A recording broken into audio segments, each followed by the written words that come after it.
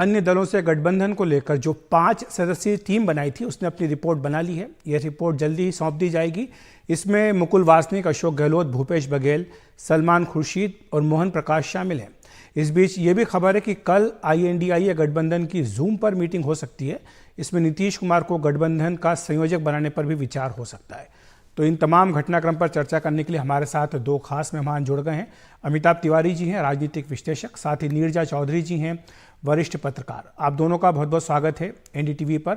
नीरजा जी, आपके पास सबसे पहले आऊँगा। पंजाब में जिस तरह से ये भिड़ंत हुई है, ये दिल्ली में भी इसी तरह की अमूमन होती आई है। और अभी कुछ दिनों पहले हमने देखा था कि अरविंद केजरीवाल ने ममता बनर्जी के साथ मिलकर एक दांव भी चला था, जिसमें उन्होंने कहा था कि मल्लिकार्जुन खड़गे को PM कैंडिडेट प्रोजेक्ट कर देना चाहिए। तो आपको क्या लग रहा है कि वाकई कोई मंशा है साथ आने की, या अभी सिर्फ पोस्चरिंग हो रही है ताकि अपनी जो मोल भाव है उसको ठीक से किया जा सके सीटों के मामले में?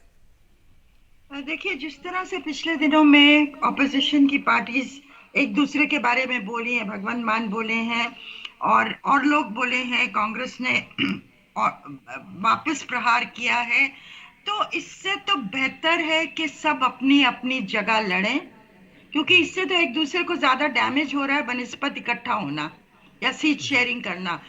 100 दिन रह गए हैं इलेक्शंस के लिए लगभग। लोग कहते हैं कुछ जल्दी भी हो सकते हैं, और अभी सीट शेयरिंग के ऊपर मामला बढ़ा ही नहीं। कांग्रेस अपनी कमेटी बना रही है।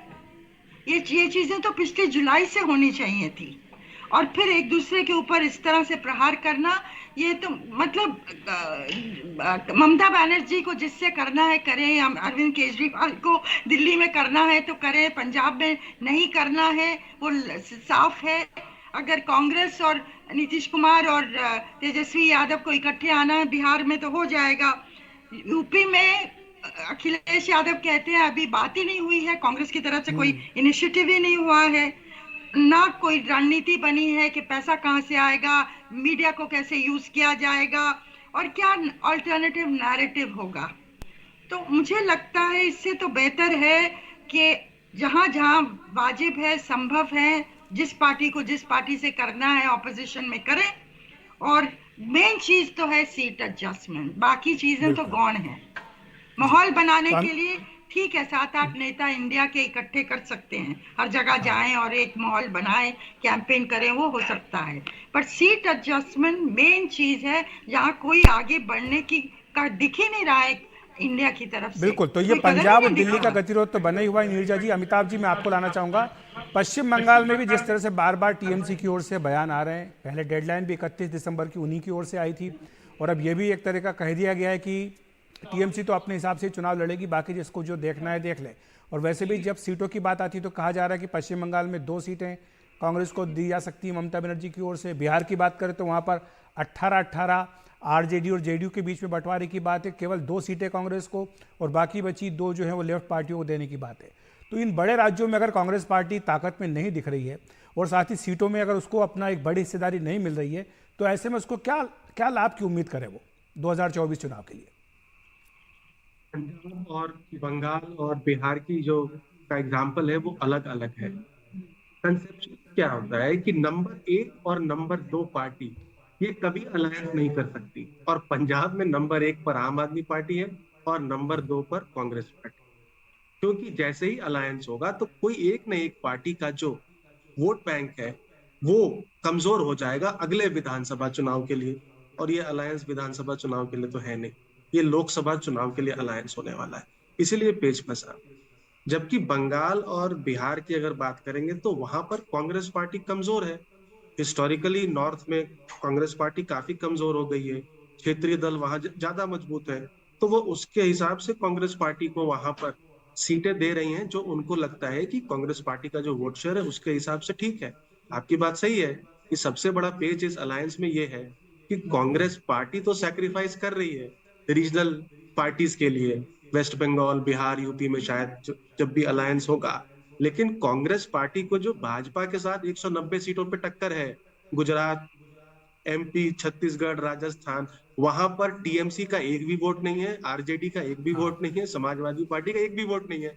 तो रेसिप्रोसिटी जिसे कहते हैं वो कांग्रेस पार्टी को इस अलायंस से मिलता नहीं है, और कांग्रेस पार्टी में एक बहुत बड़ा धड़ा है आज भी जो एकला चलोरी की राह को प्रोपोगेट कर रहा है कि बिल्कुल हम लोग अकेले ही चलते हैं, इस अलायंस से कोई फायदा नहीं है। जी। नीरजा जी, एक दूसरा जो विषय इन दिनों चल रहा है वो है नीतीश कुमार को लेकर। जब से वो अपनी पार्टी की कमान उन्होंने संभाली है, एक बार फिर से चर्चा गर्म होने लगी है कि क्या उन्हें संयोजक बना दिया जाएगा। आप भी जानती हैं बहुत अच्छे से कि जो तमाम क्षेत्रीय दल हैं वो नहीं चाहते थे कि कांग्रेस के साथ अलायंस हो, लेकिन नीतीश कुमार ने इस पर सबसे ज़्यादा जोर दिया। लेकिन जब उन्हें ही किनारे कर दिया गया इस INDI या गठबंधन में, तो उसके बाद थोड़ी खटास और दरार दिखी थी। लेकिन एक बार फिर से चीज़ें पटरी पर आती दिख रही हैं। ये फैसला अगर होता है तो ये कितना महत्वपूर्ण फैसला होगा नीतीश कुमार को संयोजक बनाने का?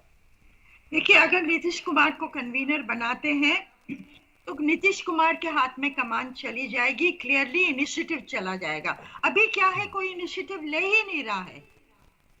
लेकिन क्या नीतीश कुमार की बात अरविंद केजरीवाल सुनेंगे, भगवंत मान सुनेंगे पंजाब में? क्या ममता बनर्जी उनकी बात सुनेंगी? तो ये तो कहीं ना कहीं पार्टीज को इकट्ठा करना, ये नीतीश कुमार का कर सकते हैं, ये कि पार्टियों को इकट्ठा करके सीट एडजस्टमेंट की तरफ बढ़े। और टाइम बिल्कुल नहीं है। मैं उत्तर प्रदेश में थी अभी पिछले दिनों, और वाराणसी, अयोध्या, लखनऊ, और वहां तो मंदिर की तैयारी हो रही है। प्रधानमंत्री ने बिगुल बजा दिया अयोध्या में। और वहां विकसित भारत संकल्प यात्रा हर जगह गांव गांव तक पहुंच जाएगी 25 जनवरी तक। 70 व्हीकल्स हैं जो निकले हुए हैं जी। तो इतना मतलब उनका फॉलो अप है। और इंडिया की पार्टीज अभी सीट एडजस्टमेंट को लेके भी बैठी नहीं है कि कैसे करना है, क्या कहा जाए इसके बारे में। बिल्कुल, मुझे लगता है सब अपने को बचाने में लगे हुए हैं। अमिताभ जी, एक दूसरा विषय जो आ रहा है, जिस तरह से ये राम मंदिर का पूरा मुद्दा गरमाया है, और अभी हमने ये भी जानकारी दी है कि बीजेपी 25 जनवरी से 25 मार्च तक पूरे देश में हर बूथ से लोगों को अयोध्या लेकर राम जी के दर्शन करवाने की योजना बना रही है। इसके लिए एक बहुत बड़ा प्लान वो तैयार किया गया। तो एक तरफ जहां पर राहुल गांधी अपनी न्याय यात्रा निकाल रहे होंगे, वहीं दूसरी तरफ से एक तरह से ये बीजेपी की राम यात्रा भी चल रही होगी। तो ये जो टकराव होगा, इसमें आपको क्या लगता है कि किसका पलड़ा भारी रहेगा? एक तो क्या है कि भारत जोड़ो यात्रा एक एटलीस्ट ब्रांड वाइज तो सक्सेसफुल यात्रा थी, उस पर बस काफी क्रिएट हुआ था। मुझे पता नहीं लोगों ने नाम क्यों चेंज कर दिया, अब उसका भारत न्याय यात्रा कर दिया।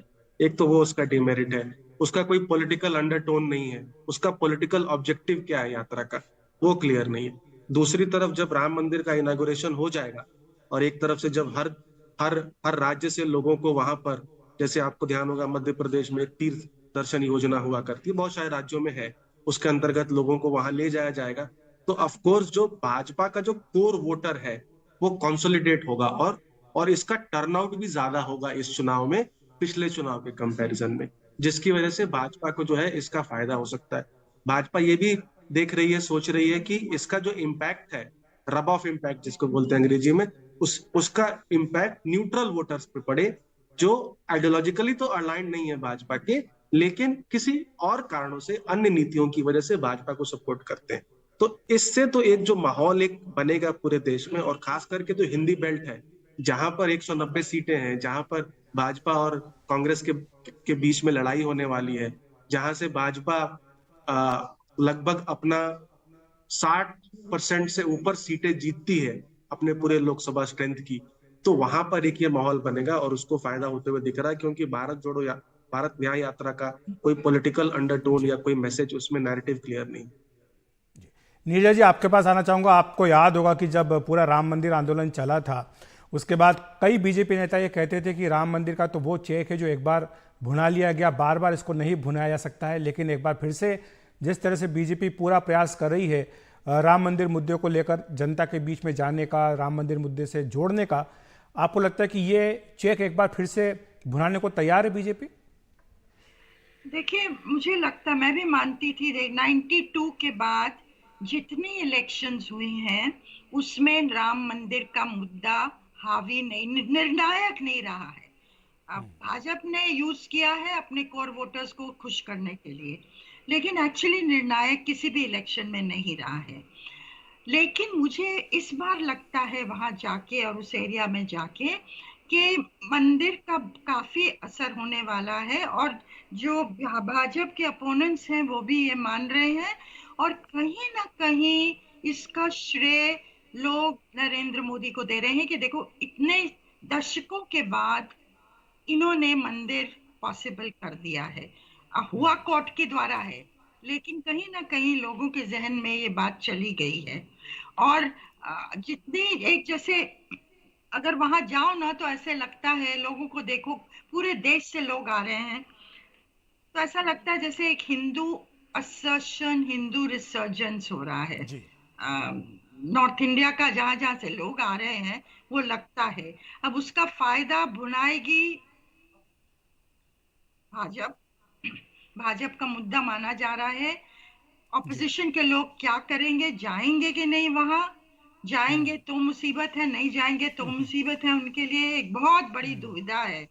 बिल्कुल। तो कहीं ना कहीं जो नैरेटिव भी है ना ऑपोजिशन का, वो एक तो क्लियर नहीं है और क्लिक नहीं करता दिख रहा। बिल्कुल, और बेरोजगारी सीटों बहुत के ज्यादा बंटवारे को है, लेकर लोग भी अभी तस्वीर साफ नहीं है, जैसा कि आप भी कह रही हैं कि समय जो है वो हाथ से निकलता जा रहा है। बहरहाल शुक्रिया आपका नीरजा जी और अमिताभ जी हमारे साथ जुड़ने के लिए, विस्तार से इस मुद्दे को समझाने के लिए।